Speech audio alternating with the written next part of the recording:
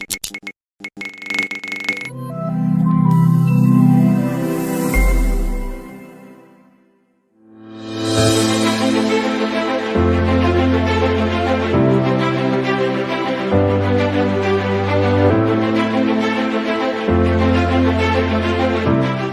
करता हूँ, very warm welcome to our resource person in today's webinar, globalisation of Ayurveda, doctor Ish Sharma. Please, you can proceed, Dr. Ish. Okay. Hello, good morning, all of you. And thank you very much, Dr. Sandeep, for this wonderful opportunity to interact with the young blood. And can we be expecting the PowerPoint to go along, or can we go ahead with? Yes, we go along with our PowerPoint presentation, of course. Okay. So I have already sent the PowerPoint presentation to you, and maybe your assistant can play that PowerPoint. Yes, PowerPoint in front of our. Yeah, it is there. Okay. And Dr. Sandeep, I will be requesting you to stop me in between as and when you have got some questions. Yes, of course. I also want the session should be interactive in between also. Yes. So anyone can stop anytime. और हम लोग हिंदी में बोलें कि English में कैसे चलने दें, Sandeep? How do you suggest? Bilingual. हम हिंदी में इसलिए बोलेंगे कि आयुर्वेद की संस्कृति है, और इंग्लिश इसलिए बोलेंगे क्योंकि ग्लोबलाइजेशन की बात कर रहे हैं.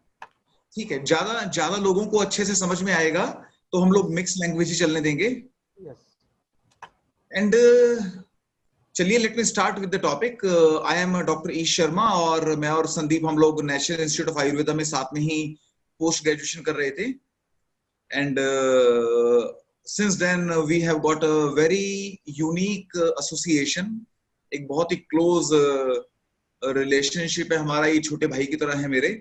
And I am thankful to him कि आज आप सब लोगों से इंटरेक्शन का टाइम मिला है. तो पर्पस ये है कि पिछले 20 सालों से हम लोग आयुर्वेद का एक छोटा सा प्रयास कर रहे हैं. बहुत सारे कंट्रीज में गए हैं. आयुर्वेद के बारे में कोई बताने वाला था नहीं कि इसको बाहर कैसे लेके जाना है. मैं कभी अब्रॉड कभी ट्रेवल नहीं किया था. आयुर्वेद मुझे बाहर लेकर गया.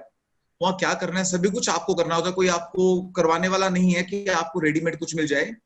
तो ये इसके फायदे भी हैं, नुकसान भी हैं. तो let me give a small introduction कि क्या क्या हमने किया. उसके बाद में हम लोग पावरपॉइंट को फॉलो करेंगे. In the year 2005 was the first time जब मैं कुछ यूरोपियन कंट्रीज में गया और वहां जाकर आयुर्वेद को पहली बार बाहर के लोगों को पढ़ाया. और वो लोग, मुझे नहीं पता था वो लोग इतना इंटरेस्टेड हैं इसमें, इतना कुछ सुनना समझना चाहते हैं. वो इसके लिए अपनी लाइफ देने को तैयार है. मतलब वो फुल टाइम इंडिया में आके हमारे शागिर्द बनने को तैयार हैं. वो कहते हैं आप हमें अपने पास रख लो, हमको आयुर्वेद सिखाओ और हमें कुछ नहीं चाहिए आपसे. तो पहले मैं आपको ये बता दूं कि आप लोग एक गलत स्टडी में नहीं है. जैसे आपको लगता हो BMS first year second year के भी बच्चे होंगे, फाइनल तक के भी होंगे, कि कहाँ आ गए, ये क्या कर लिया, एमबीबीएस नहीं मिला, बीएमएस में फंस गए, है ना. विजन कम होता है कभी कभी के. इवन जो हमारे जैसे गुरुजन है उनका भी विजन कम होता है. वो भी बोल देते हैं अरे बच्चों तुम कहाँ फंस गए. तो मैं आपको बता दूं कि ये दुनिया की बेस्ट क्वालिफिकेशन है. इससे अच्छी कोई आईआईटी नहीं है, कोई इंजीनियरिंग नहीं है, कोई एमबीबीएस नहीं है. इससे अच्छी कोई डिग्री दुनिया में नहीं है. और जब पहली बार जब मैं गया तो मुझे लोगों ने बोला कि आप बाम्स हो. बाम्स, मैंने कहा बाम्स क्या होता है? तो बोले बाम्स मतलब BAMS है ना. तो मैंने कहा हम तो इसको BMS बोलते हैं, हम तो बाम्स तो कभी बोला नहीं. तो बाम्स को सुन के आप BMS हो ये सुन के लोग खड़े हो जाते हैं, ठीक है ना. वो और वो कौन लोग खड़े हो जाते हैं? वहां के स्पेशलिस्ट डॉक्टर्स, ठीक है ना, वहां के इंजीनियर्स. क्योंकि वहां के जो भी लोग अपने अपने लाइफ में बहुत अच्छा कर रहे हैं, वो लोग ये सुन के कि हमने 5.5 साल इंटेंसिव स्टडी की है आयुर्वेद की, 8 घंटा डेली, 6 days अ वीक, हमने इतनी स्टडी की है. तो इसका वो बहुत हाई, इसको एक रिस्पेक्ट की पोजीशन देते हैं. तो मेरा ये जो आज का लेक्चर है ये कुछ पढ़ाने के लिए नहीं है, कोई सब्जेक्ट कवर नहीं कर रहे हम लोग. ये कुछ लोगों को मोटिवेट कर सकता है, क्योंकि कृत्स्नो ही लोको बुद्धिमताम आचार्य शत्रुश्च अबुद्धिमताम. एक अबुद्धिमान के लिए चरक ने बोला है कि जो अबुद्धिमान है, जो इतना समझदार नहीं है, उसके लिए पूरी दुनिया बेवकूफ और दुश्मन की तरह होती है बेवकूफ के लिए. लेकिन समझदार आदमी के लिए पूरी दुनिया एक टीचर है, आचार्य की तरह होती है। पूरी दुनिया आपको कुछ ना कुछ सिखाती है।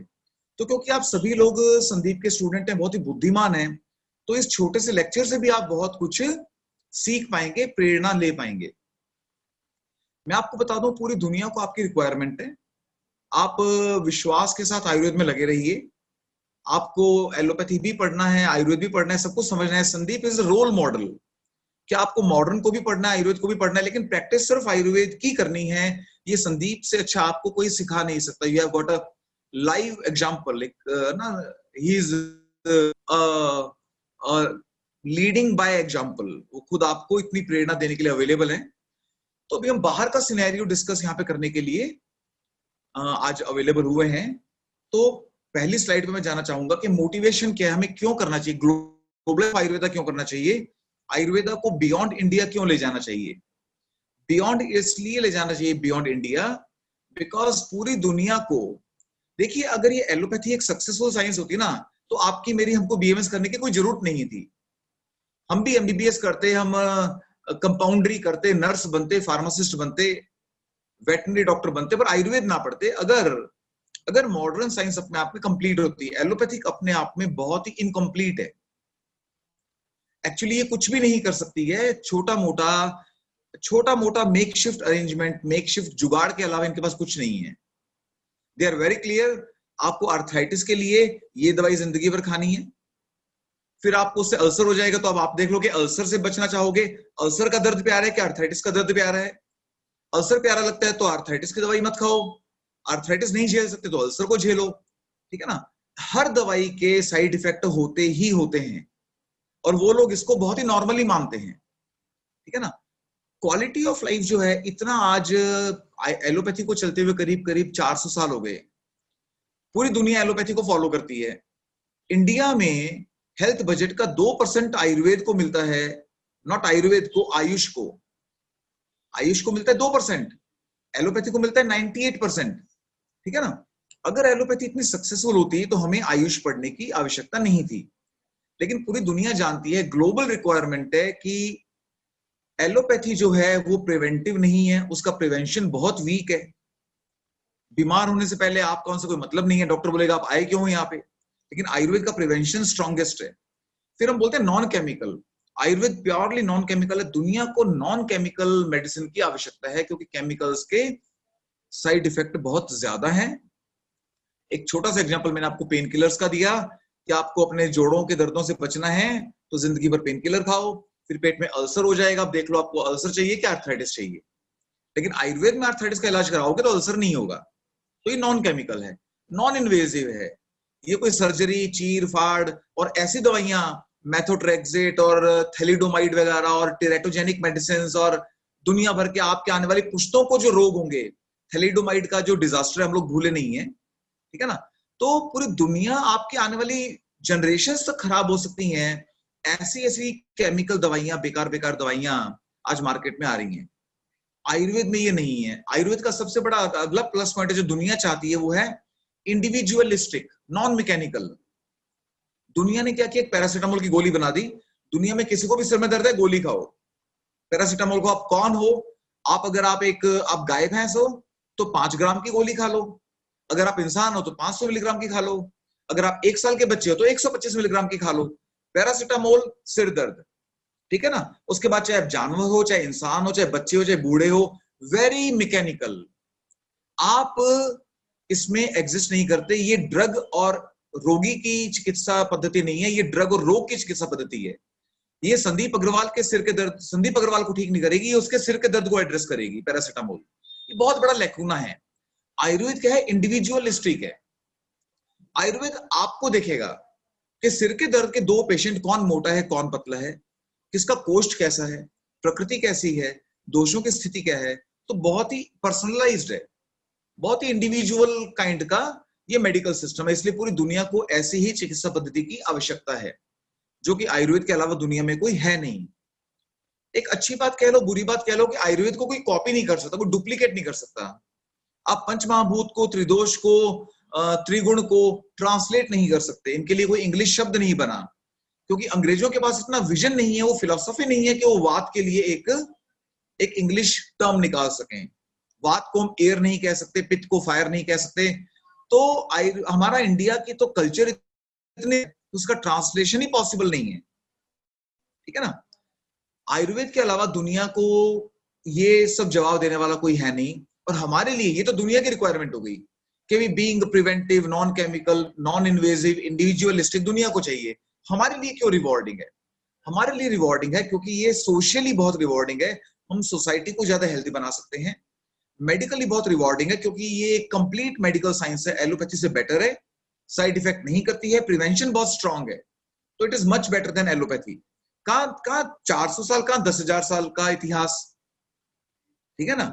अगर 98% बजट हमको दिया होता या 50% दिया होता जैसे कि चाइना में मिलता है, अगर एलोपैथी के बराबर बजट हमको दिया होता तो आज तक कम से कम 50 नोबेल प्राइज आयुर्वेद वालों को मिल चुके होते।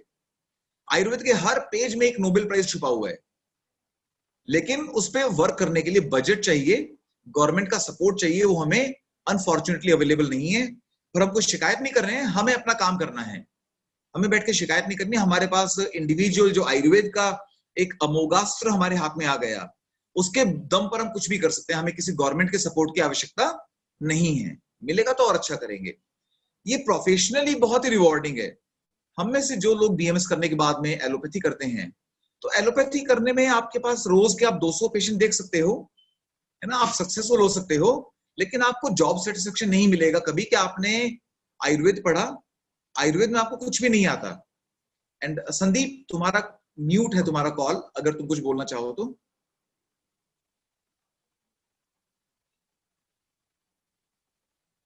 You are mute. यस, हाँ Sandeep, you are listening sir.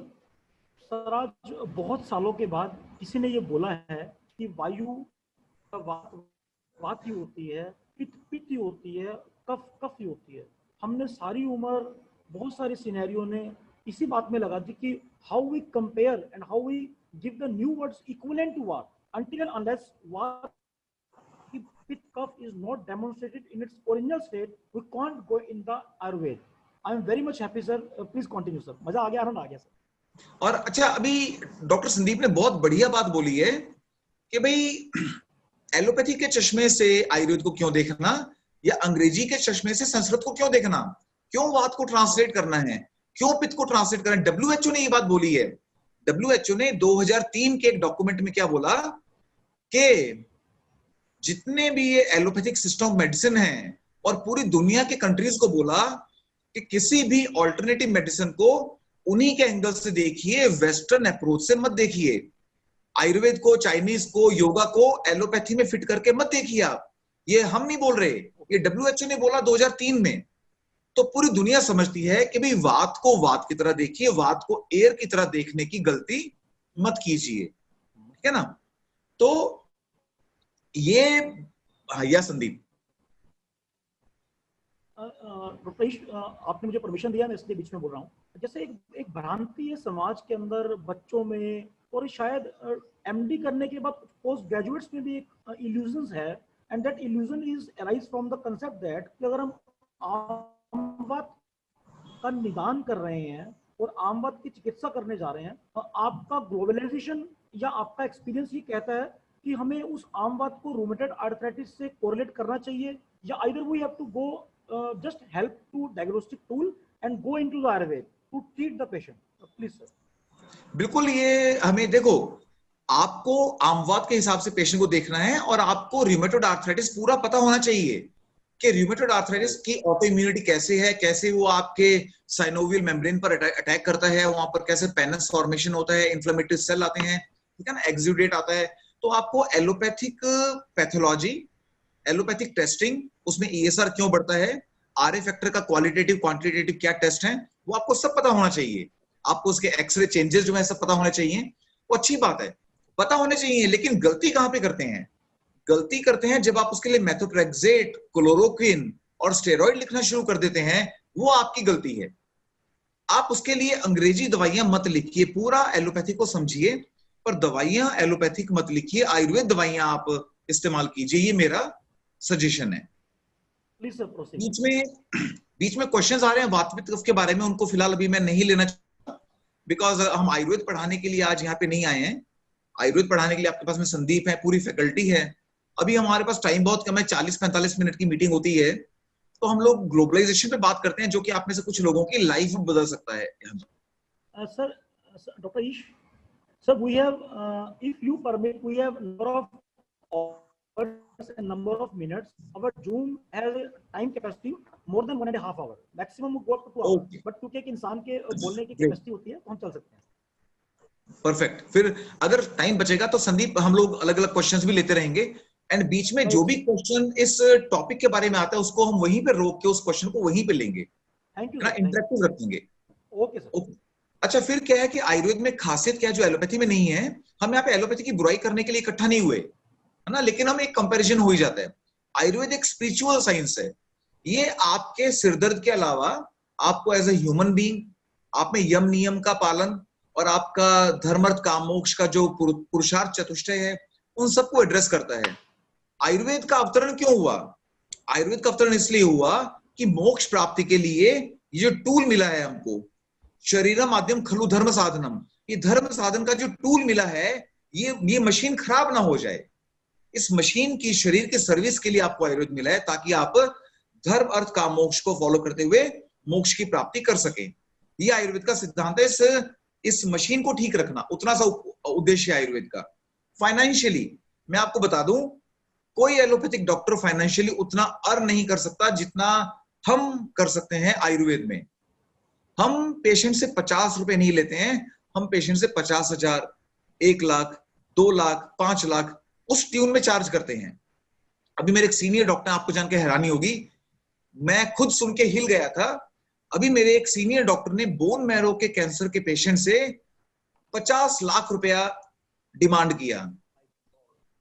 ठीक है ना, उन्होंने बोला कि देखो आप बोन मैरो ट्रांसप्लांट कराओगे, उसके कॉम्प्लिकेशन, फिर भी वो काम करेगा कि नहीं करेगा पता नहीं है, आई विल चार्ज यू, उधर आपका 2 करोड़ लगेगा, मैं आपसे 50 लाख चार्ज करूंगा।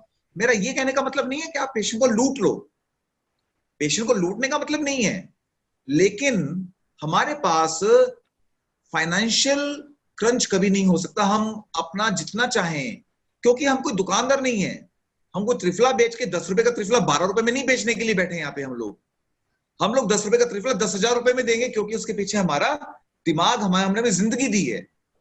वो त्रिफला स्थौल्य में कैसे काम कर रहा है, हाई कोलेस्ट्रॉल में कैसे काम कर रहा है, वो जानने के लिए जो हमने अपनी सारी जिंदगी दी है, वो स्किल बेशकीमती है। 50-50 रुपए आप स्टेरॉइड दे दे के लोगे, उससे अच्छा एक पेशेंट से महीने का 50,000 रुपया लो, आराम से बैठो आप, उसमें बहुत सेटिस्फेक्शन है। तो फाइनेंशियली पैसे के मुकाबले में समझ लेना, आयुर्वेद का मुकाबला एलोपैथी कभी नहीं कर सकती। ठीक है ना, एलोपैथी में तो पेशेंट दुकानदारी करता है, अरे साहब आपका गॉल ब्लैडर की सर्जरी तो 8,000 की है, वो पास वाला तो 6,000 में कर रहा है, वो 11,000 में कर रहा है, अच्छा मुझे 10,500 दे देना। क्योंकि उनके पास में क्या है कि मार्केट में कंपटीशन है, कंपैरिजन है ना, कि गॉल ब्लैडर की सर्जरी कौन सा हॉस्पिटल सस्ती करेगा। हमारे यहाँ पे कोई ऐसा कंपटीशन नहीं है, हम लोग अपने आप में यूनिक हैं। फिर पॉलिटिकली अगर आयुर्वेद को देखो, आप और मैं आयुर्वेद को ग्रो नहीं करेंगे तो कौन करेगा? अगर आयुर्वेद ग्रो नहीं करेगा तो इंडिया की पहचान, इंडिया की ओरिएंटल साइंसेस, देखिए संगीत, वास्तु, ठीक है ना, ज्योतिष, आयुर्वेद, और जो पेंटिंग, डांसिंग, ये भरतनाट्यम वगैरह, इंडिया की जो ये ओरिएंटल साइंसेस हैं, कलरी पट्टी जो मार्शल आर्ट है, इंडिया की ओरिजिनल जो ओरिएंटल साइंसेस हैं, उनके लिए दुनिया पागल है। मैंने देखा है अमेरिका से, इंग्लैंड से आए हुए लोगों को 20-20 साल से, हमारे जो ऋषि मुनि हैं आज के, जो चलो अच्छे हैं बुरे हैं, उनकी चप्पलें उठाते फिरते हैं वो अंग्रेज लोग कि साहब हमको आप स्पिरिचुअलिटी सिखा दो आप हमको। ठीक है ना, तो ये इंडिया की रेपुटेशन बनाने में भी आपका मेरा बहुत बड़ा रोल रहेगा। आने वाले 10-20-50 साल तक अगर हम लोग आयुर्वेद को फॉलो करेंगे, आयुर्वेद को ग्लोबल सिनेरियो पे ले जाएंगे। आपको जान के हैरानी होगी, चाइनीज मेडिसिन ने आयुर्वेद को फॉलो किया था, लेकिन आज चाइनीज मेडिसिन आयुर्वेद से बहुत आगे है। 1920 में माओ त्से तुंग जो चाइना के लीडर हुए थे, उन्होंने रूल बना दिया कि एलोपैथी की यहाँ पे कोई जगह नहीं है अगर चाइनीज मेडिसिन नहीं होगी। उन्होंने कंट्री में रूल बना दिया, हर एलोपैथिक डॉक्टर को चाइना में चाइनीज मेडिसिन पढ़नी पड़ती है, बजट 50-50 है। वहां की ओलंपिक टीम के साथ में चाइनीज डॉक्टर ओलंपिक में जाता है। अपना कौन सा आयुर्वेदिक डॉक्टर जो ओलंपिक टीम में, क्रिकेट टीम में जाता है? जब इंडिया की गवर्नमेंट हमको नहीं पहचानती तो बाहर के लोग कैसे पहचानेंगे? फिर भी हम बाहर के कंट्रीज में गए हैं और वहां पर हमको बहुत बहुत बहुत वंडरफुल रिस्पांस मिला है। और मैं बता दूं, ये ऐसा बिल्कुल नहीं है कि मुझे मिल रहा है मैं करता रहूं, मैं किसी और को बताऊं ना। जो कुछ मैंने किया, मैं एक एक वर्ड आपको ट्रांसलेट करने को तैयार हूं, क्योंकि पूरी दुनिया के हर हर हर देश में नहीं, हर शहर में, हर शहर में आपकी मेरी जरूरत है। तो मैं कहीं पे मैं अकेला नहीं करना चाहता, मैं कर लूं यार, मैं क्यों संदीप को बोलूं, मैं क्यों किसी को बताऊं मैं क्या कर रहा हूं, मैं ही करूंगा, ऐसा बिल्कुल नहीं है। टीम टीम की वैल्यू बहुत बड़ी है। चलिए हम लोग नेक्स्ट स्लाइड पे आते हैं। ग्लोबल डिमांड पूरी दुनिया में, मैं शॉर्ट में करूंगा, टाइम बहुत कम है, मैं कुछ स्लाइड्स को मिस कर दूंगा। ग्लोबल डिमांड में इतना समझ लीजिए, ग्लोबल डिमांड बहुत बड़ी है, आपकी मेरी और किसी भी कंट्री की कल्पना से बहुत बड़ी है। क्योंकि देखो, अभी कोरोना ने लोगों को असली रंग दिखा दिया है। कोरोना ने बता दिया है कि आप जो मर्जी कर लो एलोपैथिक सिस्टम के भरोसे। आज तक उनको ये नहीं पता कि ये एंडोथीलियल इन्फ्लेमेशन है या वायरल टाइप का इंटरस्टिशियल निमोनिया है। ये किडनी पर कैसे अटैक करता है, ब्रेन पे कैसे अटैक करता है, लंग्स पे ज्यादा क्यों करता है। मतलब कि आज 6 महीने हो गए इस महामारी से लड़ते हुए। अभी एक हफ्ता पहले WHO ने बोला कि सैनिटाइजर्स का ज्यादा फायदा नहीं है। It's so shocking. मतलब कि इनको कुछ पता ही नहीं है। इतना बजट अगर आयुर्वेद को मिला होता। अभी आपने गुजरात की हेल्थ मिनिस्टर मैडम का एक ऑडियो वीडियो सुना होगा, 1 महीना पहले। वहां पर 6000 पेशेंट्स को क्वारंटीन किया गया था। क्वारंटीन तो लाखों लोग हैं, उनमें से 6000 लोगों को आयुर्वेद के काढ़े दिए गए गुजरात में। और आपके हमारे बहुत मित्र गुजरात में हैं, उन्होंने भी इस बात की पुष्टि की है। तो एक 6000 लोगों के ग्रुप को आयुर्वेद का काढ़ा दिया गया क्वारंटीन में। उन 6000 में से एक भी कोरोना पॉजिटिव नहीं निकला। क्वारंटीन में से तो निकलते हैं लोग पॉजिटिव, क्योंकि क्वारंटीन में इन्फेक्शन बहुत फैलता है। अगर एक भी पेशेंट पॉजिटिव है तो क्वारंटीन सेंटर में फैल जाता है। लेकिन जिन 6000 लोगों को आयुर्वेद के काढ़े दिए गए, उनमें से एक भी पॉजिटिव नहीं निकला। तो आयुर्वेद का स्कोप बहुत बहुत बड़ा है, पूरी दुनिया को इसकी रिक्वायरमेंट है, ग्लोबल डिमांड बहुत बड़ी है। ठीक है ना। मार्केट फोरकास्ट है कि 2050 तक $5 ट्रिलियन की मार्केट रहेगी, ग्लोबल मार्केट ऑल्टरनेटिव मेडिसिन की। और 5 ट्रिलियन में से 80% अकेला चाइना ही कमा रहा है। चाइना के मुकाबले में चाइना हमसे 700 टाइम्स, 700 गुना आगे है। 2 गुना 4 गुना नहीं है। चाइनीज मेडिसिन हमसे 700 टाइम्स आगे है। इन द टर्म ऑफ कैसे आगे है? पैसे के मामले में, कमर्शियल कन्वर्जन के मामले में, कि हम कितनी दवाइयां बेच पाते हैं आयुर्वेद की ग्लोबली, और चाइना कितनी बेचता है। उनके टर्नओवर में आयुर्वेद और चाइना में 700 गुना का फर्क है। चलो, बहुत सारे कंट्रीज ने, अभी WHO ने 2000 में और 2003 में क्या बोला, अपना प्रॉपर डॉक्यूमेंट जारी किया वर्ल्ड हेल्थ असेंबली में। WHO ने बोला हर कंट्री को चाहिए कि वो ऑल्टरनेटिव मेडिसिन पर अपनी एक पॉलिसी बनाए, और ऑल्टरनेटिव मेडिसिन को उस कंट्री के ओरिजिनल प्रिंसिपल के साथ में देखे, अंग्रेजी चश्मे से, एलोपैथिक चश्मे से ना देखे। एलोपैथी वाले आपको कहेंगे कहाँ है वात पित्त कफ, काय का वात पित्त कफ, कौन सा षड्रस, कुछ नहीं होता ये। वो WHO ने बोला है आप उसको एलोपैथिक चश्मे से नहीं देख सकते, ओरिजिनल पर्सपेक्टिव में देखना पड़ेगा। ठीक है ना। और हर कंट्री को बोला है आप ऑल्टरनेटिव मेडिसिन की पॉलिसी बनाओ, उसकी एजुकेशन का सिस्टम डेवलप करो हर कंट्री में, और वहां पर वहां के प्रैक्टिशनर्स को, ऑल्टरनेटिव मेडिसिन के प्रैक्टिशनर को लाइसेंस देने का सिस्टम चालू करो आप। तो बहुत सारे कंट्री ने कर दिया, बहुत सारे कंट्री कर रहे हैं। अभी मेरे और संदीप के एक मित्र हैं, वो WHO में है इस टाइम, असित पांजा, तो यही काम कर रहे हैं कि WHO जो है अलग अलग बीमारियों का प्रोटोकॉल तैयार कर रहा है कि हार्ट डिजीज में आयुर्वेद का प्रोटोकॉल क्या होगा, आमवात में क्या होगा, उसको क्या RA कह सकते हैं हम। तो पूरी दुनिया चाहती है कि हम लोग आयुर्वेद को वर्ल्ड प्लेटफॉर्म पर लेकर आए। और स्कोप इसलिए बहुत ज्यादा है कि कोई भी ऑर्गेनाइज सर्विस प्रोवाइडर नहीं है, कोई भी जो एक सिस्टमैटिक बिजनेस हाउस कह लो, या कोई भी एक ऑर्गेनाइज्ड ऐसे लोग नहीं है जो आयुर्वेद को, क्वालिटी आयुर्वेद को पूरी दुनिया में एक तरीके से बांट रहे हो। तो इसलिए हम लोगों की जिम्मेवारी बहुत बढ़ जाती है। ये एक पॉजिटिव पॉइंट भी है, नेगेटिव पॉइंट भी है। संदीप, एनी सजेशन, यहाँ तक कुछ बोलना चाहोगे? Sir, we are going very informative and concise and proper information. What we want for our children's coming future Ayurvedic physicians. Please proceed, sir. अभी questions आ रहे हैं तो हम later on बाद में ले लेंगे बीच में. नहीं, अभी अभी ले सकते हैं बीच में संदीप, अभी ले लेते हैं. Okay okay. सर कुछ बच्चे ये पूछना चाह रहे हैं कि जैसे आजकल सैनिटाइजर यूज कर रहे हैं हम, तो क्या हम उस सैनिटाइजर में अपने आयुर्वेद का भी कोई इस तरह का द्रव्य यूज कर सकते हैं जिससे हम ये कह सकें कि औषधियों से बना हुआ आयुर्वेद का ये सैनिटाइजर है?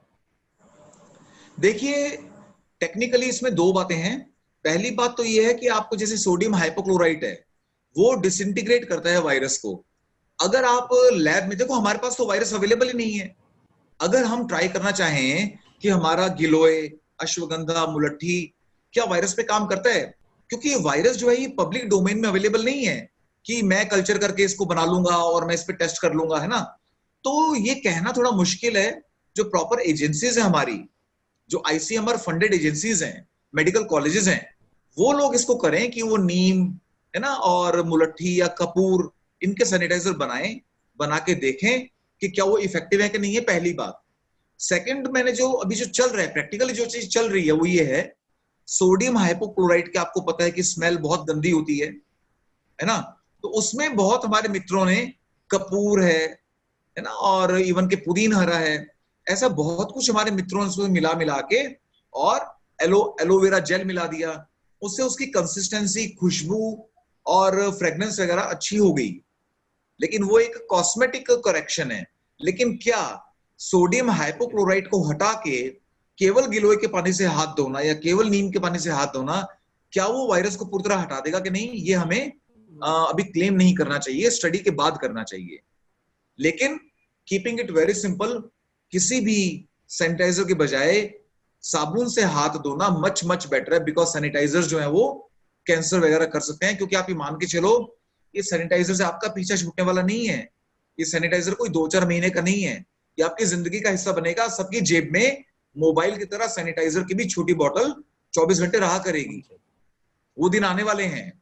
आपकी ड्रेस का पैटर्न बदलने वाला है. आपकी ड्रेस में 4 जेबें और लगने वाली हैं, एक सैनिटाइजर के लिए, एक मास्क के लिए, एक उसके लिए, ठीक है ना. तो एनीवे, स्टडी होगी जल्दी, कभी स्टडी होगी तभी आंसर आएगा कि क्या सैनिटाइजर आयुर्वेद का भी इफेक्टिव है कि नहीं है.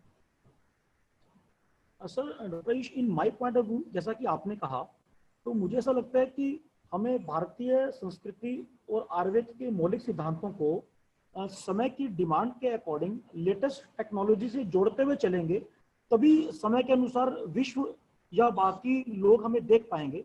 शायद ऐसा ही कुछ कंक्लूजन आप भी कहना चाह रहे हैं मेरे ख्याल से. बिल्कुल बिल्कुल सही बात है. वेस्टर्न पैरामीटर पे तो उसको साइंटिफिकली प्रूव तो करना ही पड़ेगा. करना ही पड़ेगा सर. इसीलिए हम बोलते हैं ना कि अगर आप आर्थराइटिस पेशेंट देखते हैं, अगर आप फॉर एग्जांपल रूमेटॉइड आर्थराइटिस का पेशेंट देखते हैं, आप उसको आयुर्वेदिक दवाइयां देंगे, लेकिन ESR को कम करना वो तो आपको करके दिखाना पड़ेगा ना. तो एलोपैथिक पैरामीटर्स को हम लोग इग्नोर नहीं कर रहे, मॉडर्न पैरामीटर्स को भी हम फॉलो करेंगे. और कोई क्वेश्चन संदीप? अभी आप प्रोसीड करिए सर, मैं 2 क्वेश्चंस को कंबाइन कर रहा हूं. ठीक है, डिवीजन में चल रहे हैं. हाँ, अभी ग्लोबल रूल क्या है, अगर आप में से कोई सोच रहा हो इस टाइम, जो कि मेरा पर्पस है, कि कोई स्टूडेंट सुन रहे होंगे और वो सोच रहे होंगे कि भी क्या हम बाहर जा सकते हैं, क्या कभी फ्यूचर में हम लोग इंग्लैंड में और जर्मनी में जाके प्रैक्टिस कर सकते हैं, बिकॉज अभी आप BMS first second third year में हैं, कर सकते हैं. जो ग्लोबल रूल है, ग्लोबल रूल इतने मुश्किल नहीं है, और पूरी दुनिया ये बोलती है कि आप एक ना good laboratory practices, good clinical practices, safety, efficacy, quality, अगर आप ये पैरामीटर्स पर आप उनको संतुष्ट कर सकते हैं, तो बिल्कुल आप प्रैक्टिस कर सकते हैं और आपको कोई भी उसमें रुकावट नहीं आने वाली है. अभी बहुत सारे कंट्रीज हैं, मतलब मैक्सिमम कंट्रीज हैं, एक मेडिकल सिस्टम के तौर पर आयुर्वेद को मान्यता नहीं दी है.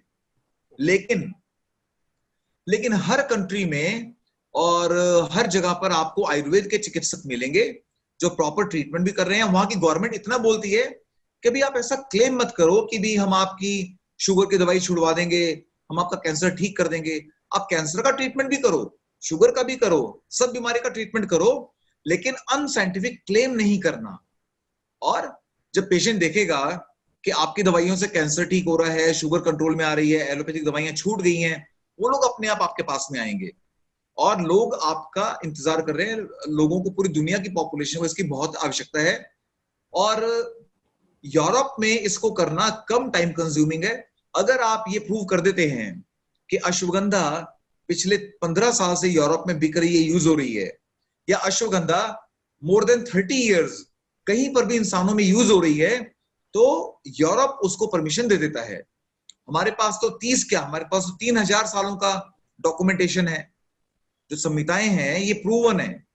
चरक, सुश्रुत, वाग्भट, हमारे वेद, इन पर हिस्टोरियंस ने वर्क किया है। ये बोला गया है कि 2500 साल से लेकर, हमारे वेद कितने पुराने हैं, लोगों ने ये बोला है कि 2500 साल से लेकर 50,000 साल तक, हाईएस्ट लिमिट एक हिस्टोरियन ने 50,000 साल बोली है, और जो कम से कम बोली है वो बोली है 2500 साल। तो इतना पुराना डॉक्यूमेंटेशन है कोई भी दवाइयां खाने का। तो यूरोप में अगर आप एक बार सेफ्टी प्रोफाइल अगर प्रूव कर देते हैं, वहां पे प्रैक्टिस करना इजी है।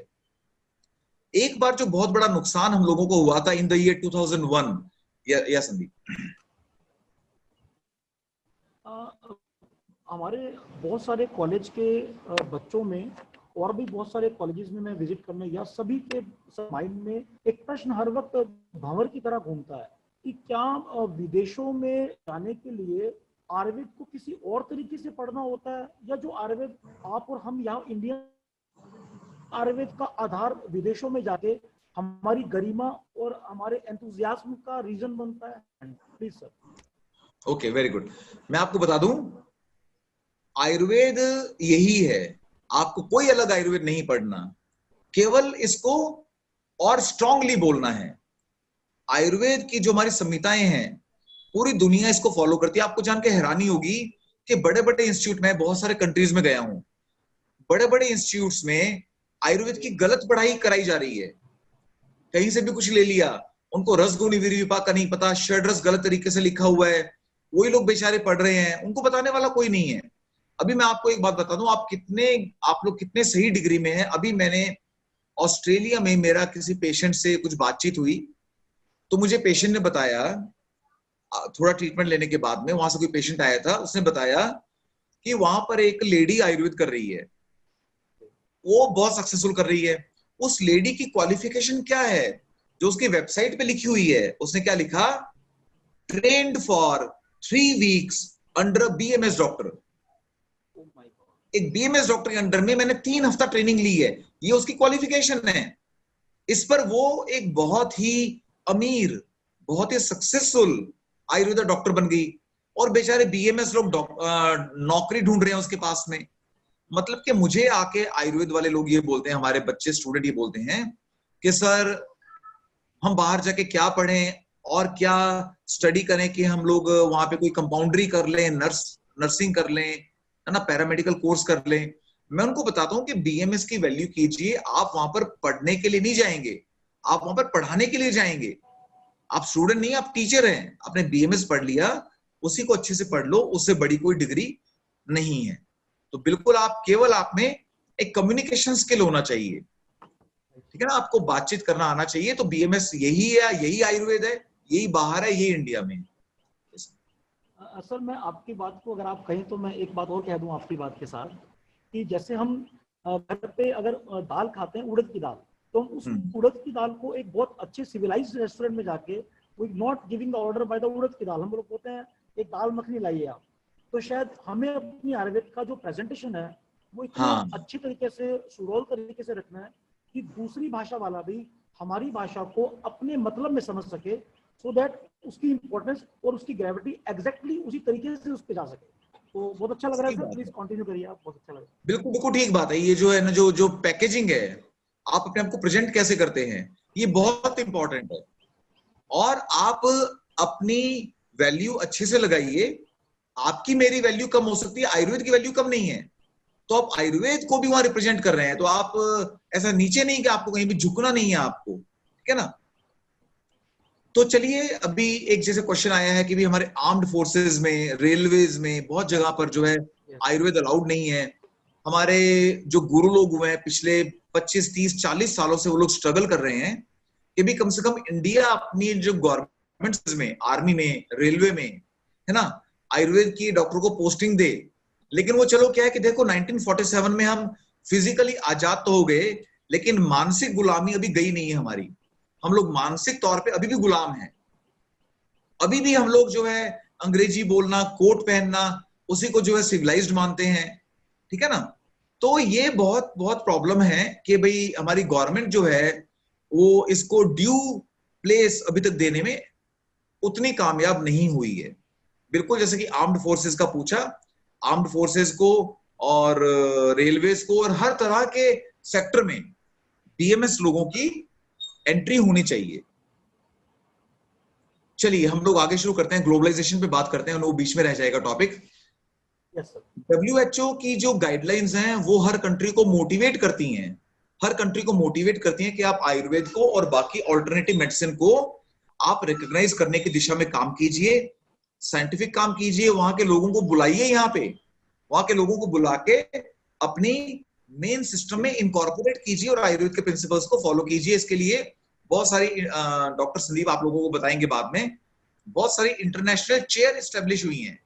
डॉक्टर संदीप के गुरु डॉक्टर अजय शर्मा भी एज अ चेयर मलेशिया में रह के आए हैं, आयुर्वेदा चेयर, है ना। तो इंग्लैंड, अमेरिका, ऑस्ट्रेलिया, जर्मनी, बहुत सारे कंट्रीज में आयुर्वेद की चेयर बनी हुई है। आयुर्वेद की चेयर का क्या काम होता है कि वहां की कंट्री में आयुर्वेद को इन्फ्यूज करना, उन लोगों को बताना कि भाई आप माइग्रेन से परेशान हो रहे हो, ज्यादा मत करो, आप एक नशे का तेल नाक में डाल लो, जो तेल आपके पास है वो ही डाल लो। ऐसे आयुर्वेद को वहां पे उनके सिस्टम में जोड़ना, ये हमारी चेयर का काम होता है। डब्ल्यूएचओ को बहुत प्रमोट करता है, आपका फ्यूचर बहुत ब्राइट है, ठीक है ना। आगे जाते हैं हम।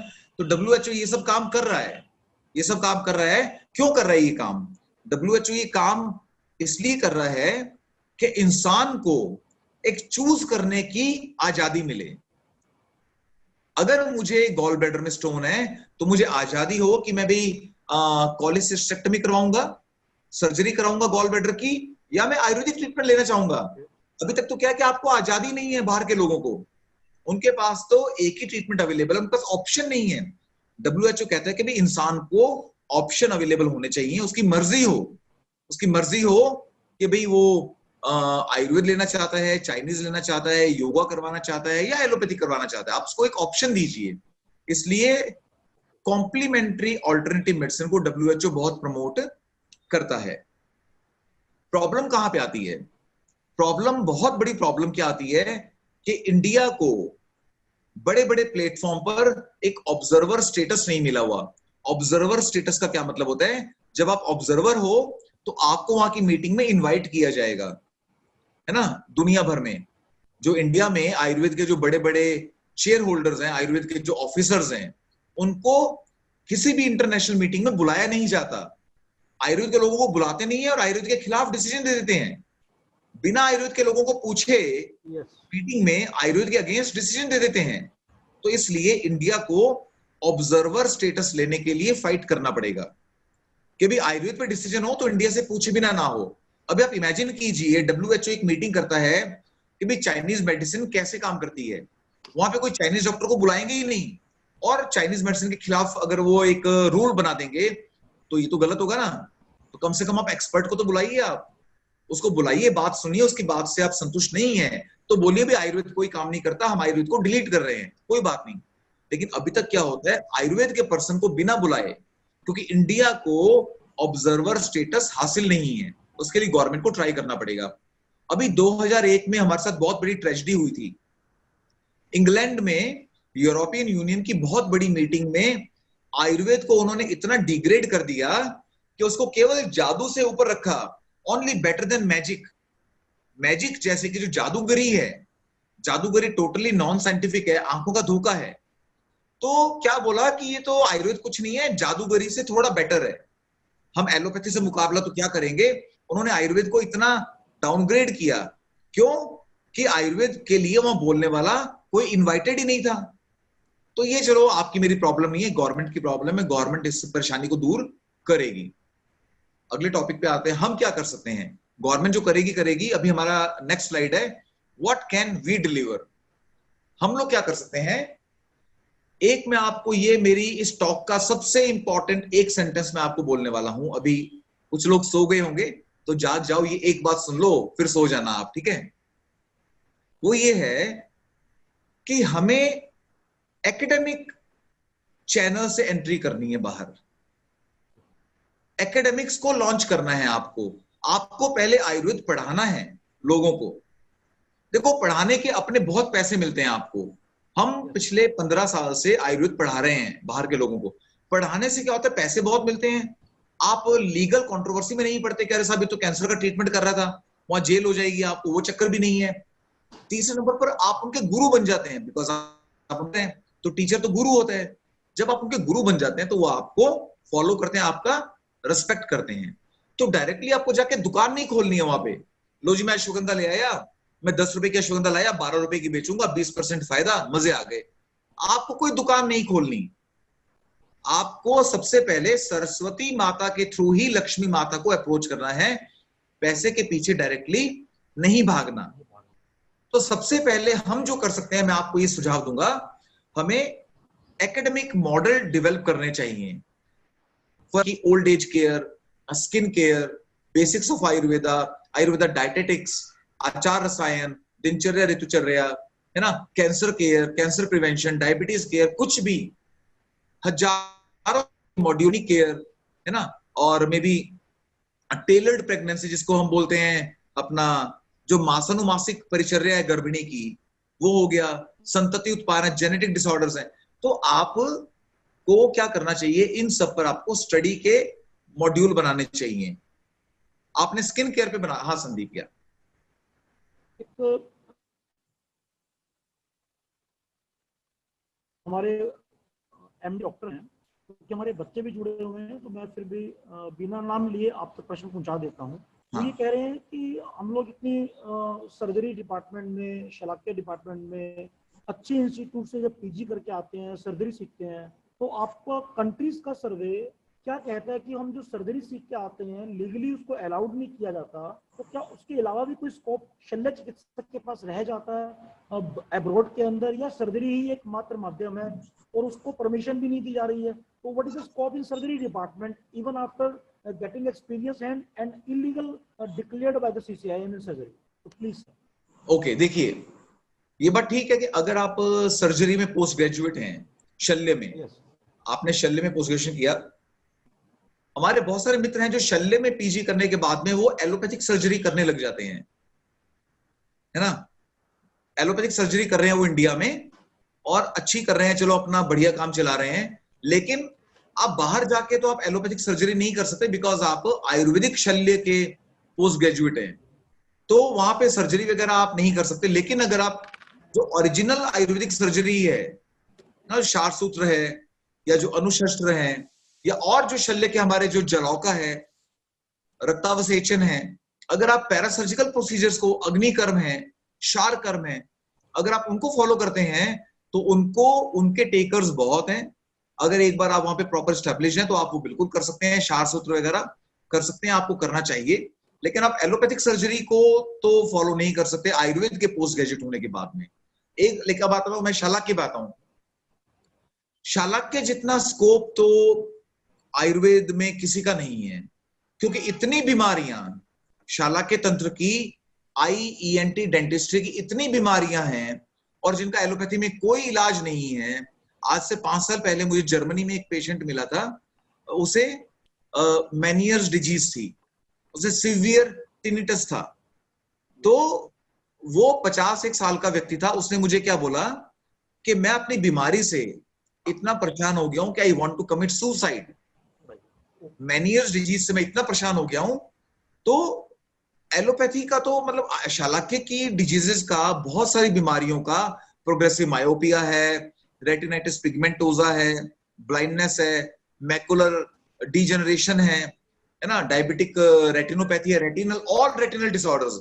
एलोपैथी में तो इलाज किसी चीज का नहीं है। एलोपैथी में तो अस्थमा का इलाज नहीं है, एलर्जी का इलाज नहीं है, सिरदर्द का इलाज नहीं है। पैरासिटामोल से सिरदर्द दब जाएगा 4 घंटे के लिए, फिर दोबारा आएगा। एलोपैथी के बजाय आयुर्वेद में, शालाक्य तंत्र में तो एंडलेस अपॉर्चुनिटीज हैं।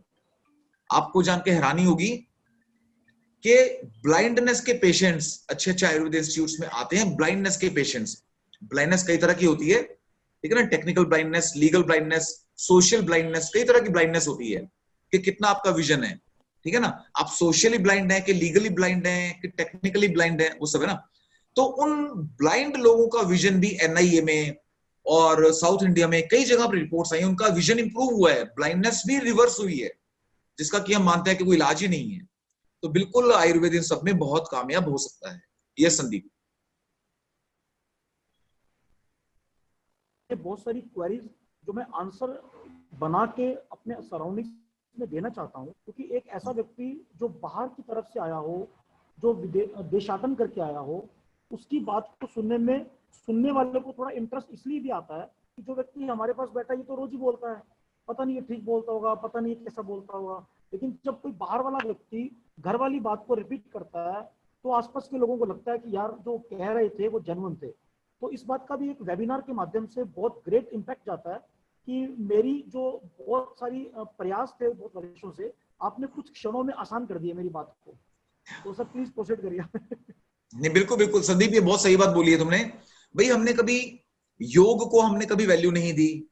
जब वो अमेरिका से योगा बन के आ गया तो योगा योगा तो हम सब लोग मानने लग गए। अब आयुर्वेद भी जब आयुर्वेदा बन के वापस आएगा अमेरिका से तो हम लोग मानेंगे। उसके पहले क्योंकि हम लोग मानसिक तौर पे गुलाम हैं, हम लोगों को गुलामी की आदत पड़ चुकी है, ठीक है ना।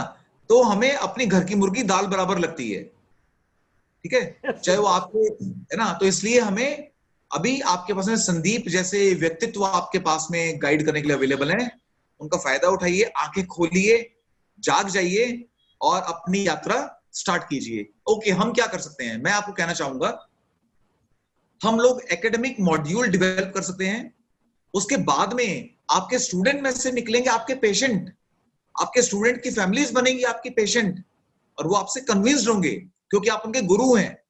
आप दुकानदार नहीं हैं, आप उनसे पैसा लेके इलाज करने नहीं आए, आपने पहले उनको पढ़ाया, उनको समझाया कि वातपित्त कफ क्या होता है, वातपित्त कफ में जो है वात कफ से कैसे आमवात पैदा होता है, आमवात के लिए हम क्या करते हैं, पहले क्लासरूम में बताया।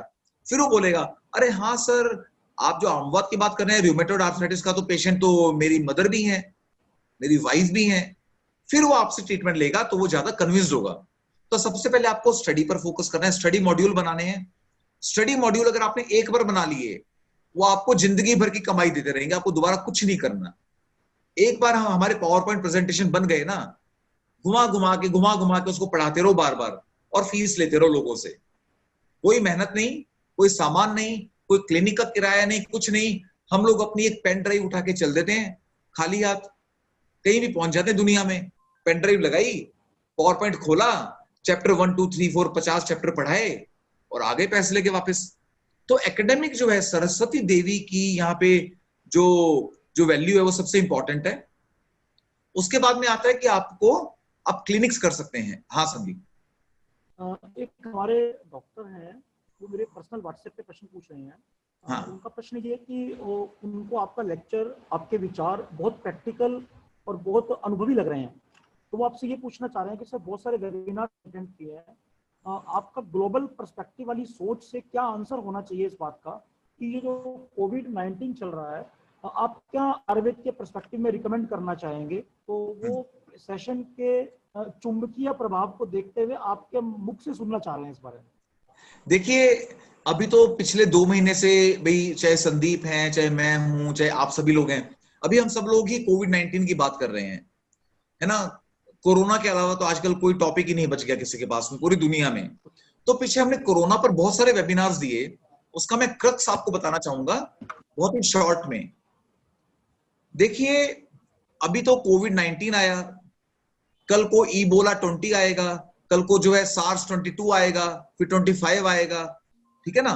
तो बात कोविड-19 की नहीं है। आयुर्वेद फोकस किस पे करता है, बीज पे या धरती पे। आयुर्वेद बोलता है कि बीज की चिंता मत करो। बीज का मतलब है कि बीमारी वाला वायरस, और धरती का मतलब है हमारा शरीर, है ना। तो आप शरीर को मजबूत बनाओ। अगर आपकी जमीन मजबूत है तो कोई बीज वहां पे ग्रो नहीं कर पाएगा। लेकिन अगर आप बीज पे फोकस करोगे तो कभी कोरोना को हराओगे, कभी इबोला से लड़ोगे, कभी आप रेबीज से, कभी HIV से, कभी हेपेटाइटिस से, नई नई बीमारियां आती जाएंगी। आयुर्वेद की अप्रोच क्या है, आयुर्वेद बीज पे फोकस नहीं करता, बैक्टीरिया वायरस पे फोकस नहीं करता, क्षेत्र पर, वो जमीन पे फोकस करता है, यानी कि आपके शरीर पे उसकी इम्यूनिटी को आपको बढ़ाना है। और उसके लिए जो है वो, हाँ जी संदीप या sir, it's a very very good informative and very proper direction में हम जा रहे हैं। एक गुजरात से हमारे साथ पार्टिसिपेंट जुड़े हुए हैं। मुझे भी खुशी मिली कि कोई गुजरात से व्यक्ति हमारे साथ जुड़ा हुआ है। His name is Nimesh Thakar and is asking that I am from Gujarat and I have suffered from vitiligo. श्वित्र से 15 साल से श्वित्र है कि सर आपका अनुभव क्या कहता है कि श्वित्र में what I have to prescribe and I have to take myself also. Sandeep, मुझे लगता है कि इस क्वेश्चन को अभी हम छोड़ देते हैं, yes, क्योंकि बहुत ही पर्सनल हो जाएगा। है ना, हमारा टॉपिक जो है वो भटक जाएगा। मैं पार्टिसिपेंट से रिक्वेस्ट करूंगा कि जो ग्लोबलाइजेशन ऑफ आयुर्वेदा है उस विषय के केंद्र को बनाते हुए आप अपने विचार और प्रश्न रखिए, ताकि हमारा विषय सार्थक और समर्थ हो सके। प्लीज सर, आप आगे प्रोसीड करिए प्लीज। हाँ, मेरा भी आपसे ये संदीप वाला निवेदन मैं दोबारा बोलना चाहूंगा कि जो टॉपिक ऑफ द डे है उस पर फोकस रहें। कि देखिए, इस टॉपिक को सुनने के लिए आप सब लोग इकट्ठा हुए हैं, उस टॉपिक पे रहेंगे। उसके बाद में जो विटिलिगो पर या कोरोना पर बातें हैं वो लोग हम नेक्स्ट सेमिनार में दोबारा कर सकते हैं, पर्सनली भी कर सकते हैं, है ना। तो अभी हम लोग क्या क्या कर सकते हैं, देखिए मैं उतना ही बोल रहा हूं, मैं आपको बता दूं जितना मैंने किया है। मैं कोई हवाई बातें नहीं कर रहा कि ऐसे कर दो वैसे कर दो, मैंने तो कभी किया नहीं, और मैं यहाँ पे उपदेश दे रहा हूं कि ऐसे कर दो वैसे कर दो। देखिए मैंने क्या किया, हमने आयुर्वेद के स्टडी मॉड्यूल बनाए, है ना। उनको सिंगापुर में, इंडोनेशिया में, यूरोपियन कंट्रीज में, इंग्लैंड में, जर्मनी में, हॉलैंड, बेल्जियम, बहुत सारे कंट्रीज हैं, वहां पर हमने स्टडी मॉड्यूल बना के वहां पे वो पढ़ाया। हमने पढ़ाने के बाद में हमारे स्टूडेंट में से हमारे पेशेंट निकले। उन पेशेंट्स को मैं साल में 1 महीना बाहर जाता हूं, 1 महीने में, कभी कभी साल में 2 बार, कभी साल में 1 बार। 1 महीने में उन पेशेंट्स को वहां पे हम देख आते हैं। हमारा कैसे रहता है कि पेशेंट बोलेगा जी 2 दिन के लिए जर्मनी आ जाओ, यहाँ पे 20 पेशेंट हैं। कोई बोलेगा 3 दिन के लिए इंग्लैंड आ जाओ, 50 पेशेंट हैं इस शहर में, है ना। हम अलग अलग सिटीज में जाते हैं, वहां पेशेंट देखते हैं। फिर उन पेशेंट्स को तीसरे नंबर पे क्या करते हैं, देखिए पहले आपने पढ़ाया, फिर वहां जाके पेशेंट देखे, फिर उन पेशेंट्स को इंडिया लेकर आते हैं हम लोग। हर साल ज्यादा नहीं, 50 पेशेंट मेरे पास में इंडिया में आते हैं पंचकर्म करवाने के लिए हर साल। और हमारा जो बाबिक आयुर्वेदा कॉलेज है, वहां के स्टूडेंट इनका ट्रीटमेंट करते हैं। 1-2 हमारे प्राइवेट सेंटर्स भी हैं, वहां भी ट्रीटमेंट करते हैं लोगों का। तो लोगों को पंचकर्मा ट्रीटमेंट के लिए पूरी दुनिया में से हम इकट्ठा करके इंडिया में लेकर आते हैं। चौथे नंबर पे क्या कर सकते हैं हम लोग supply chain of FMCG, fast moving commercial goods, जैसे तेल है, साबुन है, पेस्ट है, क्रीमें हैं, ये बना सकते हैं, बेच सकते हैं, आप सप्लाई कर सकते हैं बड़े बल्क में। जैसे बाबा रामदेव कर रहे हैं, उनका मॉडल बहुत ही वंडरफुल है।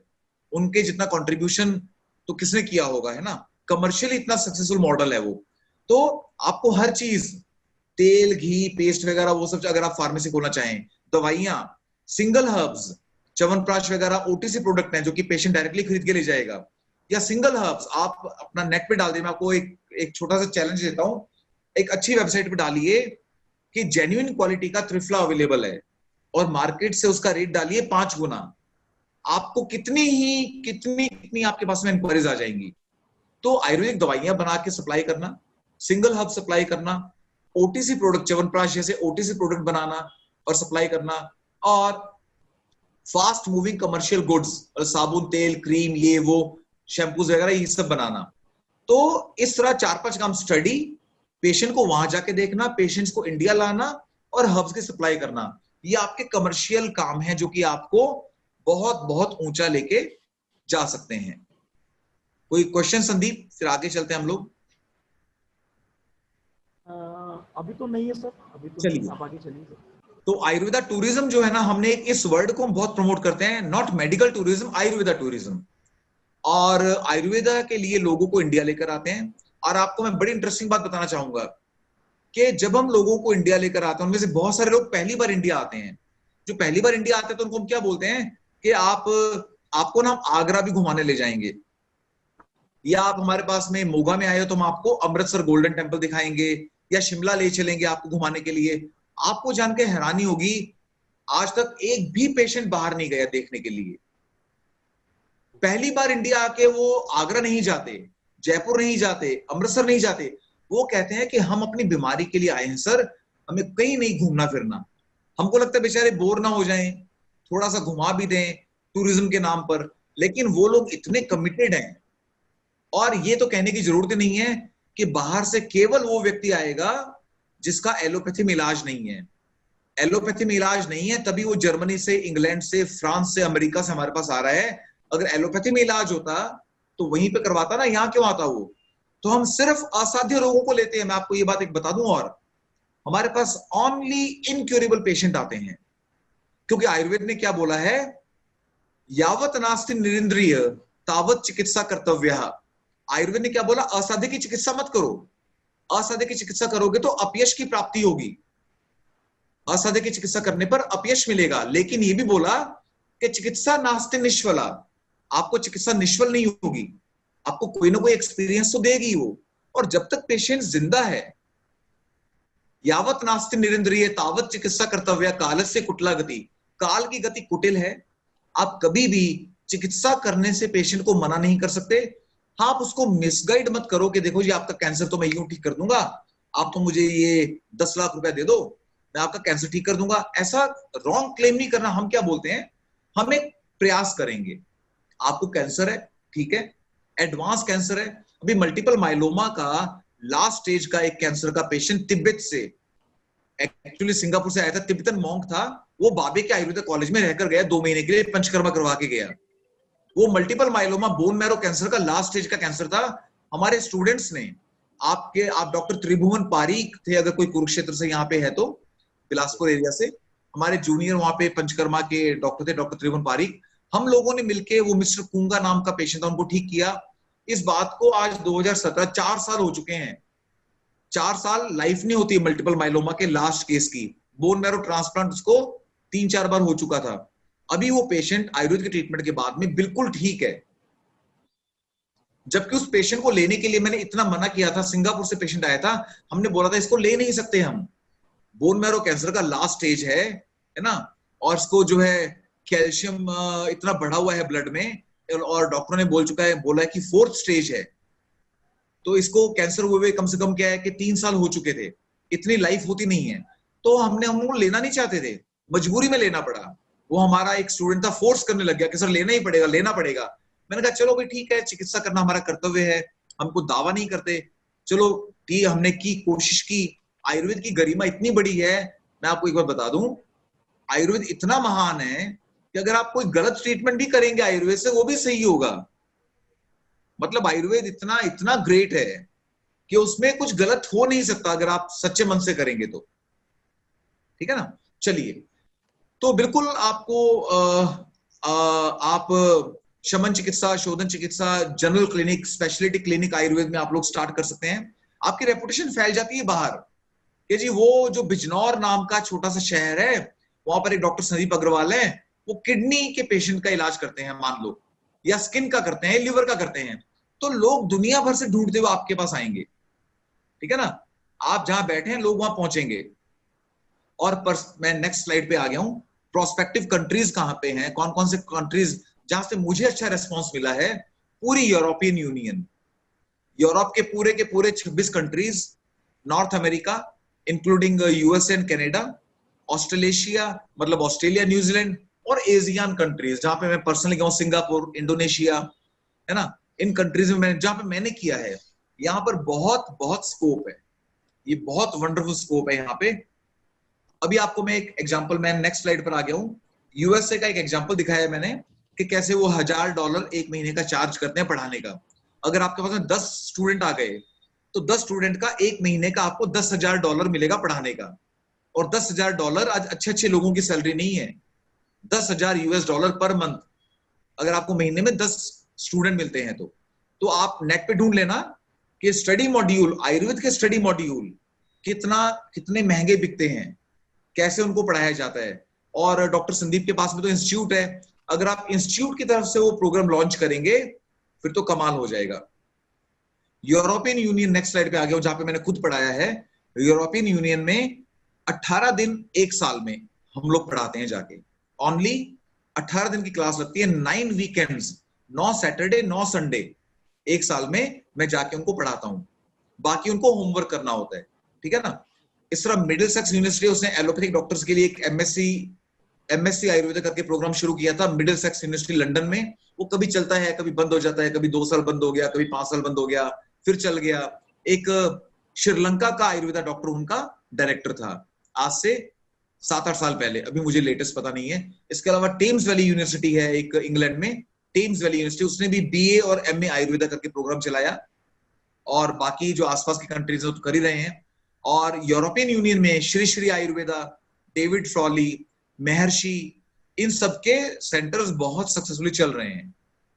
तो मैं नेक्स्ट स्लाइड पर आ गया हूं। हमारे कुछ स्टूडेंट्स, उनके कुछ पिक्चर्स हैं, इसमें ज्यादा समय नहीं देना चाहूंगा। ये हमारा क्लासरूम है, ये स्टूडेंट्स हैं हमारे जिनको हम पढ़ा रहे हैं। एक और सैंपल प्रोग्राम है आयुर्वेद का, और जो ये मैं 4 साल का प्रोग्राम जो बोल रहा था, जो हम पढ़ाते हैं बाहर जाके, 4 साल के प्रोग्राम में हम लोग फर्स्ट सेकंड थर्ड ईयर में हर साल 9 वीकेंड 18 दिन, तो पहले साल में जैसे फर्स्ट ईयर के सब्जेक्ट हो गए, सेकंड ईयर में सेकंड ईयर के हो गए, जैसे बीएमएस के हिसाब से वही कुछ वहां पे जाके हम लोग पढ़ाते हैं। और यहां तक संदीप कोई क्वेश्चन है? अभी हम लोग जल्दी खत्म करने वाले हैं। Yes sir. सर क्वेश्चन मेरा ये है सर कि हम लोग जो आयुर्वेद के पैरामीटर्स इंडिया में सेंट्रल गवर्नमेंट सीसीएम के सिलेबस अकॉर्डिंग पढ़ाते हैं, तो मेरा एक्सपीरियंस, मैं बच्चों के सामने, टीचर्स के सामने, 50 पोस्ट ग्रेजुएट टीचर्स हमारे साथ गुजरात से, पंजाब से, हरियाणा से, राजस्थान से लोग जुड़े हुए हैं। तो इतने सारे लोगों के सामने मैं एक प्रश्न आपसे साझा करना चाह रहा हूँ। प्रश्न मेरा ये है कि हम लोग जो बहुत जल्दी जल्दी पोस्ट ग्रेजुएट करते हैं और दुनिया की चकाचौंध और उनके पैसों को देख के हम लोग ये चाहते हैं कि बहुत जल्दी पैसे वाले हो जाएं, बहुत जल्दी नेम फेम हो जाए। तो इसीलिए बार बार एक प्रश्न उठता है कि हम सर्जरी में सर्जरी क्यों ना करें, हम गायनी में सिजेरियन क्यों ना करें। तो मेरी सोच के साथ में आपकी स्वीकृति या आपका विचार चाहूँगा कि क्या हम अपने ही आयुर्वेद के कंसेप्ट और उन बीमारियों को पकड़ के चलें जिनका पूर्ण इलाज आयुर्वेद में संभव है। कोई जरूरी नहीं है कि पैसा इंपॉर्टेंट है, इंपॉर्टेंट ये है कि हमारी आयुर्वेद के साथ एक पहचान बने। तो सर क्या आप मेरे विचार से स्वीकार्यता देना चाहेंगे या कुछ अलग विचार रखना चाहेंगे? ये बिल्कुल सही बात है। देखिए, हमारी पहचान तो हमारे अपने सिस्टम में है, ठीक है ना। देखिए, आयुर्वेद एक स्पेशलिटी है, ऐसे एलोपैथी भी एक स्पेशलिटी है। हो सकता है कि मुझे कल को किसी बीमारी के इलाज के लिए मुझे लगे, अपनी बीमारी के लिए, कि आयुर्वेद की बजाय इसका एलोपैथी में इलाज ठीक है। अभी मेरी हड्डी अगर टूट जाए और मुझे लगे इसमें मुझे प्लेट डलवानी है बोन में, तो मैं ये नहीं बोलूंगा कि आयुर्वेद महान है, मुझे फ्रैक्चर हो गया लेकिन मैं एलोपैथी के इलाज नहीं। हम एलोपैथी हमारे दुश्मन नहीं है, वो भी इंसानियत की सेवा कर रहे हैं। लेकिन जहां तक हो सके आपको अपने सिस्टम में जुड़ के रहना है। हम लोग, आपको जान के हैरानी होगी, हमारे पेन से लिखा हुआ पैरासिटामोल भी कहीं पे नजर नहीं आना चाहिए, ये हम अपने स्टूडेंट को मैसेज देते हैं। मेरे जितने फॉरेन से स्टूडेंट आते हैं उनको मैं अपने कॉलेज में अपने बच्चों के सामने ले जाके खड़ा करता था आयुर्वेदिक कॉलेज में, कि देखो ये अमेरिका से आया, इंग्लैंड से आया, वो बताता है अपनी स्टोरी कि मुझे ये बीमारी थी, एलोपैथी ने मेरा ये हाल किया, अब मैंने आयुर्वेद कराया, मुझे फायदा हुआ। तो बच्चों को मोटिवेट करना, बच्चों को एक ही बात बोलते हैं, आपको अंग्रेजी दवाइयां नहीं लिखनी है। आपको, पहले भी बोला मैंने कि आपको पढ़ना है, एलोपैथी भी पढ़ना है ना, आपको रूमेटॉइड आर्थराइटिस भी पता हो, आमवात भी पता हो, लेकिन दवाइयां लिखने के टाइम में आप मेथोट्रेक्सेट, क्लोरोक्विन और स्टेरॉइड ना लिखें, आप आयुर्वेदिक दवाइयां लिखें, उसी में आपकी गरिमा है।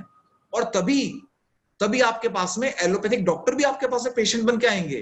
कितने आए हैं हमारे पास में, कितने ही एलोपैथिक डॉक्टर हमारे पास में पेशेंट बन के आए हैं अपने ट्रीटमेंट के लिए।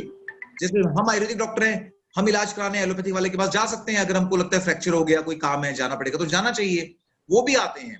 तो क्रॉस प्रैक्टिस आपको नहीं करना चाहिए, अपनी पैथी में विश्वास रखिए, उसकी लिमिटेशन को जानते हुए।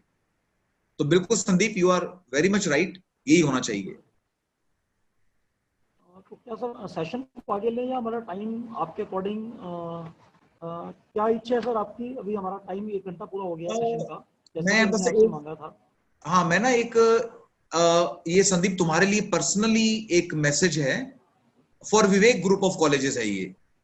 ठीक है ना, मतलब किसी भी इंस्टीट्यूट के लिए एक इंस्टीट्यूट क्या कर सकता है। देखो अभी तक जो बात की बच्चों के लिए, भाई जो बीएमएस डॉक्टर बनने वाले हैं वो क्या कर सकते हैं, लेकिन एक इंस्टीट्यूट जैसे कि हम दोनों, हम इंस्टीट्यूट को हेड करते हैं, है ना, हम बड़े बड़े इंस्टीट्यूट चलाते हैं हम लोग, है ना, आप प्रिंसिपल रहे हैं हम लोग दोनों, हम क्या कर सकते हैं जो हमने किया भी है बाबेके में, एक इंस्टीट्यूट के पास में बहुत बड़ा इंफ्रास्ट्रक्चर होता है, 60 बेड, 100 बेड बड़ा हॉस्पिटल, है ना, कम से कम 30-40 डॉक्टर्स और 500-600 स्टूडेंट और 100 के आसपास में माली, नर्सें, कंपाउंडर, ये वो, क्लर्क, इतना बड़ा इंफ्रास्ट्रक्चर होता है। तो एक इंस्टीट्यूट जैसे कि विवेक ग्रुप ऑफ कॉलेजेस है, वो अपना एक इंटरनेशनल प्रोग्राम लॉन्च कर सकता है कि हम लोग अपना विजन मिशन फिक्स करके, आपका जिस कंट्री में आपकी पहचान है, मान लो आपके कोई रिलेटिव्स हैं, कोई जान पहचान के लोग आपके एक्स कंट्री में रहते हैं, उनके साथ में एक एमओयू बना के आप बहुत बड़े लेवल पर आप एक आयुर्वेद का ये प्रोग्राम बना सकते हैं, और आपके 50% बेड जो है आपके हॉस्पिटल के, वो विदेशी पेशेंट से भरे हुए रह सकते हैं जस्ट 2 साल में। अगर आप इस विजन को पकड़ लें, 2 साल में 50% ऑक्यूपेंसी आपकी फॉरेन पेशेंट की हो सकती है। तो इंस्टीट्यूट के लिए भी बहुत बड़ा रिवॉर्डिंग ये एक स्टेप है, और इसमें खर्चा कहां पे होता है, कमाई कहां पे होती है, उसको मैं भी नहीं लूंगा, टाइम कम है हमारे पास में। तो मैं ये चाहूंगा कि हम बाकी बचा हुआ, संदीप, मैं अपनी वाणी को विराम दूंगा, जो क्वेश्चन आंसर में हम लोग अभी समय लगाएंगे, जितने भी क्वेश्चन आप लेना चाहो, जितना भी टाइम है, वो हम लोग वेलकम करेंगे। ओके सर, तो sir I will convey your this promotion of institution and all that upgradation of education system regarding MOU with the foreign countries, and I will revert back to after discussing with my management and will definitely go ahead in this field. तो अभी question answer का सिलसिला शायद जैसे आपने कहा है कि जो यंगस्टर्स हैं उनको जो पिपासा होती है सुनने की, वो सब शांत हो गई है आपके सेटिस्फैक्टरी जवाब से, भी शब्दों से। तो क्वेश्चन आंसर का सिलसिला तो यहाँ पे रुक चुका है, और मैं अपने शब्दों से इस सेशन को विराम की ओर लेके जाना चाहूंगा सर, अगर आप कहें तो। प्लीज परमिशन है? नहीं, बिल्कुल बिल्कुल संदीप, ठीक है। जैसा आई बिलीव के ये आप लोगों के इंटरेस्ट का रहा होगा, जो आप लोगों को अपेक्षाएं थी वैसा कुछ रहा होगा, और फ्यूचर में हम लोग मिलते रहेंगे। शुभकामनाएं सभी के लिए। तो मैं सर एक ही बात कहना चाहूंगा अभी, उसके बाद फिर मैं आपको मौका देता हूं सर, और आपकी वाणी से विश्राम करेंगे हम आज के सेशन को, क्योंकि हमारा ये जो सेशन है ये बाद में यूट्यूब पे लाइव जाएगा। तो हम ऐसी डिस्कशन इस सेशन के अंत में करें जिससे बाद में यूट्यूब पे सुनने वाले भी इससे लाभान्वित हो सके। तो मैं जो कहना चाह रहा हूँ कि आज के पूरे सेशन का निचोड़ ये रहा कि विदेशों में जाके अपने स्कोप को बढ़ा के और विज्ञान की पद्धति को साथ लेके उंगलियां आकाश को छूती रहें, लेकिन आयुर्वेद के सिद्धांत और आयुर्वेद के ग्रंथों को पढ़ते हुए हमारे पैर जमीन पर रहें। तो धर्म और विज्ञान का ये सब पूरा सेशन हमारा बहुत ही अच्छा कोऑर्डिनेट रहा सर। सर प्लीज आप कुछ कहना चाह रहे हैं, आपकी वाणी के साथ हम सेशन को विश्राम दें। बस मैं ये जितने भी मैं उम्मीद, जैसा कि मुझे संदीप से पता चला है कि मैक्सिमम जो हमारे आज लिसनर्स हैं वो स्टूडेंट्स हैं बीएमएस के। बस आपको मैं एक ही बात, जिस बात से मैंने बात स्टार्ट की थी उसी बात से खत्म करूंगा अपने इस लेक्चर को, कि इससे बढ़िया डिग्री स्टडी दुनिया में नहीं है। आराम से पढ़ो, अच्छे से पढ़ो, कोई जल्दी नहीं है। जहां आपको फ्यूचर में फॉर लाइफ, जिंदगी भर के लिए, जहां पे आपको संदीप की और मेरी जरूरत है, हम दोनों आपके लिए हमेशा अवेलेबल रहेंगे, not only for 5 years, for ever. ठीक है ना? तो बिल्कुल इसमें विश्वास करो, आयुर्वेद में, इसको छोड़ना मत, और हम लोग आपके साथ हैं हमेशा। नमस्कार and bye bye. Thank you Sandeep, thank you for such nice opportunity. Thank you. Is that okay? Thank you so much. Okay, bye bye. Okay, fine. Bye bye sir. Bye bye.